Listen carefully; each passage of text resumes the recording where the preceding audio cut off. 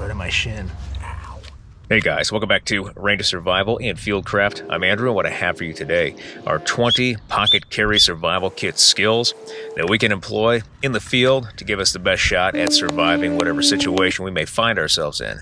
Our kit is going to consist of something that anybody may be carrying, whether a soldier or a civilian, out hunting, in the field, land navigation, even out at the range. Stand by. Alright, so it's like a ranger instructor once told me, always have a knife, a way to start fire, and a snack in your pocket. We live out of our rucksack, we fight off our rack, and we survive with what's in our pocket. And today, we're going to use our pocket survival kit and go through our survival priorities and demonstrate some skills that we can use to survive and provide for our most basic need.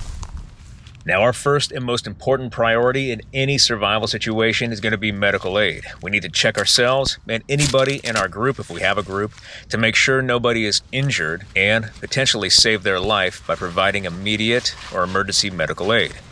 One thing we can carry in our pockets to help us save not only our own life, but somebody else's life, is a tourniquet. A tourniquet is designed to stop exsanguination or severe blood loss due to a catastrophic wound to a limb, severing major arteries. We use this tourniquet high and tight above the wound, closest to the heart, and we cinch it down with the Velcro strap and then use the windlass, twist the windlass until the bleeding stops, and then lock that windlass in place. We want to make sure we don't trap anybody in that tourniquet, so we want to get accountability. Yep, 1, 2, 3. Everybody is accounted for, and we're good to go. We can keep this tourniquet wrapped up, ready to use, or we can keep it open to wrap around a limb if needed. Good to go. All right, continuing on with medical aid. If we don't have a tourniquet or a sophisticated or commercial individual first aid kit, we can improvise medical aid devices with items in our pockets as well as natural material from the field. To recreate a tourniquet, we can use an old-school military technique utilizing a cravat, a stick that we harvest off the landscape, and then a piece of 550 cord or another piece of cloth. What we're going to do is take that cravat, roll it up, tie it high and tight above the injury closest to the heart like we would the tourniquet. We're going to do one overhand knot, and we're going to take a stick that we harvest from the landscape, and we're going to place one end of that stick over top of that overhand knot.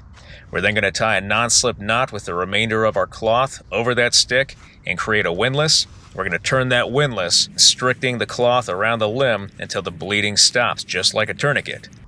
Once we have the bleeding stopped, we need to hold that stick in place, and with some 550 cord, also from inside our pocket, we can take that 550 cord, secure the windlass in place so it doesn't come undone, and it doesn't start oozing blood out of the injury. We can lock it in place with that 550 cord, and then we can extract or move our casualty to a safer location and higher care. Our next step in survival priority as part of immediate actions for an evasion scenario is buying initial camouflage. One of the first steps that we can do that's often overlooked is begin by removing any noisy, bright or reflective objects that we may be wearing, or concealing them underneath our clothing. So we can take that watch, turn it around, take our wrist compass, turn it around, even remove our sunglasses or any other noisy objects, put them in our pockets to safeguard and silence them so we can move without being detected. After we've removed or concealed any reflective objects or those noisy objects so we can avoid detection as we move by not giving away our position, now is the time that we're going to actually apply initial camouflage. This should be a very fast sequence. We can use, again, that cravat that we have in our pocket or a bandana if it's camouflage color by taking it and wrapping it around our head. If we remove our hat, this will give us concealment or a little bit of camouflage on the top of our bald head. Then we can also take our face paint out and begin painting up or vegging up, putting dark colors on the highlighted features, bright colors on the sunken features, and begin to blend into our environment. Now that we're all vegged up, one thing that we can do continuously is signal for rescue. Chances are, higher knows we're lost and they're going to come looking for us. We should always have our signals ready. Using that mirror in the camo compact acts as a great solar signaling device reflecting the sun's rays. Now, if we don't have a mirror in our camo compact, or we're just using the small cam sticks, what we should do is obviously carry a signal mirror with us because it is reliable. We can use it when the sun's out, and it is a very effective signal. One that I like to use is the Wazoo Survival Belt Buckle that has a concealed mirror inside. Continuing with our signaling plan, we should always have multiple and different signals to use, whether it's at daytime or at nighttime, things that can be seen by infrared or night vision devices, as well as visual and auditory signals. As part of this Leatherman Signal multi-tool, there are signals built in, one of which is a small whistle. A whistle is a great auditory signal that can be heard a lot further through the woods than the human voice. Having a whistle is a great auditory signal, especially in permissive environments when search and rescue will be looking for those lost hikers. After treating ourselves for injuries, applying initial camouflage, and continuously signaling for rescue or pickup, now is the time to move along our EPA or evasion plan of action, and we use our wrist compass to give us basic cardinal directions or finer directions or azimuths that we can travel in accordance with our evasion plan of action so we can move out and move away from our pursuers. Now that we've treated for medical aid, we're vegged up, we're continuously signaling. One thing we can look forward to as a priority is self-defense. Now, we're probably not going to go into an evasion scenario without our primary weapon system, or at least some sort of weapon system, but in the event we are unarmed, we can craft different tools combining survival as well as bushcraft to give us defensive weapons, but also multifunctional tools to help us survive. One of those things that we can do is craft a simple dig stick. A dig stick is about arm's length with a pointed end and then a trimmed end. We do this because we can use the pointed end to dig in the earth, to forage for roots and tubers, and we can use that trimmed end to get a good grip with the other hand, providing force and leverage. We can also use this stick as a throw stick, a baton, and even as a club as a defensive weapon against pursuers as well as predators. This multi-tool is a great tool to have because the saw and the knife take care of all the carving work to craft this simple object that gives us multifunctionality. It's a good thing to know. Continuing with defense and providing safety for ourselves as well as those in our team, we can create just a simple weapon called a sling bob by using a rock from the forest floor and that cravat in our back pocket.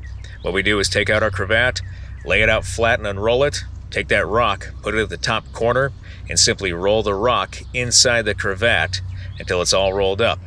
We can then tie the two ends together, and now we have something called a sling bob. What this is a simple mace that we can use to incapacitate or defeat our pursuers or that sentry we're trying to get past at the guard post so we can continue evading. We can also use this as an entry tool to break into areas where we can break glass using this and gain entry and access to buildings for supplies or resources. Now, not exactly a priority in our list of survival priorities, but something that is equally important in a long-term survival scenario, and that is tool maintenance. One small thing we can slip in our pocket that is lightweight but gives us the ability to care for our equipment is a simple sharpening stone. We use that sharpening stone to maintain our edges, so those edges work for us when we need them, and we rely on them. Now, once we treat ourselves with medical aid, we conceal ourselves, we begin movement along our evasion plan of action, and we have provided defense for ourselves. One of the top priorities in any survival situation, bar none, is going to be water. The human will die in 3 days without water, which is why water is going to be a huge priority. With that water, we can find it abundantly in this area, especially this time of year. But this time of year gives us the opportunity to use improvisational methods to gather water. One of the best ways in this area, at least, is by mature grapevine hanging up and down the trees. These are loaded with water this time of year every spring. So we can use our multi-tool, the saw, by cutting into that vine. We can locate a vine that may have already had an injury to it and may be seeping water. What we can do is take a canteen or a cup, place it underneath that cut where the water will begin to drip and collect in that container, and we can drink it. As long as it's not milky and doesn't burn when we touch it, it is safe to drink. One other technique is by taking our cravat again and wrapping it around the vine where we made the cut and letting the water drip into that cravat, soaking it up, and then we can simply take the cravat off, wring it out in our mouths, and get a drink that way. A very easy technique to use. After we've found water and gotten hydrated, our next survival priority is to locate shelter. We want to find something before dark that we can come back to and stay in to get a little bit of rest, something that Mother Nature has already provided. We're not going to pimp out this shelter. We just want to find something that's already up that we can climb into and get a little bit of rest, refit, reorganize, and treat any wounds and check them, getting ready for our next movement. With our hide site or our shelter point, we want places with multiple escape routes, but something that is going to be out of line of sight. This turnover tree stump is a great survival shelter. However, it is going to be a focal point, so we want to keep security up and escape if we see pursuers coming. After water, after shelter, fire becomes our next priority. Fire is very low on the totem pole in an evasion scenario because fire gives off light, gives off smoke, and people can smell it from a long ways off, to include dogs. Fire is only necessary if it's life, limb, or eyesight, meaning that if we're going to freeze to death, we need a fire. If we need a fire to boil water because we're going to die without that water, then we start a fire. If we need a fire to cook food, it better be good food and cook quickly, discreetly, so we can eat and then continue movement. But fire, we have a bunch of different ways to start fire. The tape flame extender with a lighter is just one. Besides that tape wrapped around our lighter is a good flame extender and fire starter.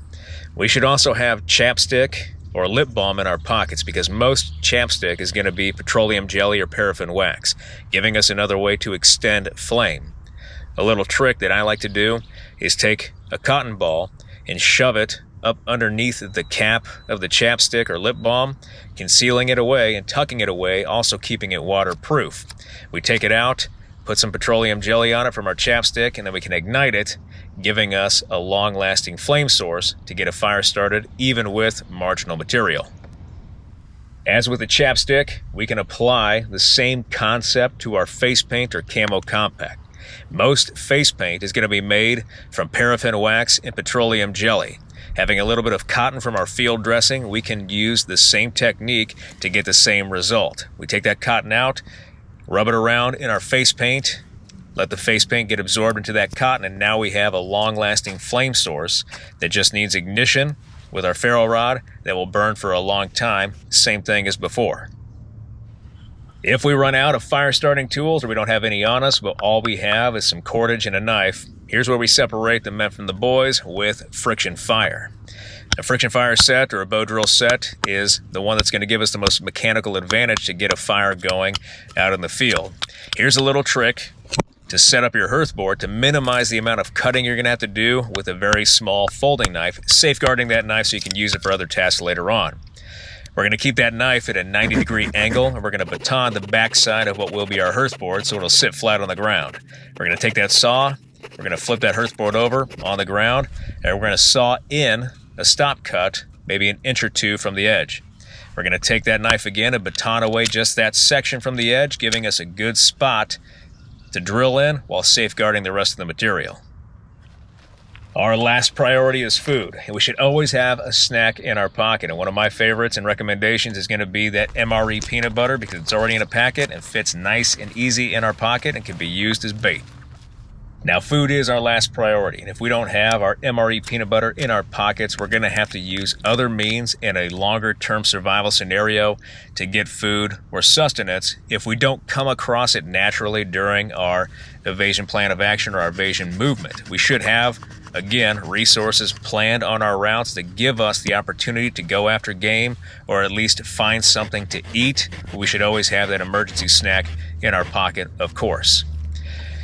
With just a little bit of ingenuity in our pocket survival kit items, we can craft different traps and different passive and active hunting tools to go after game in the field. A basic one that is easy for us to use is just a simple spring pole snare. Any snare can go out and potentially get game. We're going to have to set 10 or 12 snares in a specific area to have any luck or any probability of actually getting game off the field. The more snares we have, the more likely we are to get game. However, the more snares we leave out, the more likely our pursuers are going to come across those, and they're going to discover us or detect our presence in the area, and they're going to get closer to us. So we want to set up snares during hours of limited visibility or just before dark, and then go and retrieve them right before the sun comes up and then continue movement. This is why food is a last priority, because of the amount of work and effort it takes, plus the likelihood or the increased chance of being detected in our survival scenario. Of course, this shouldn't scare us off from trying to go after game if the opportunity arises.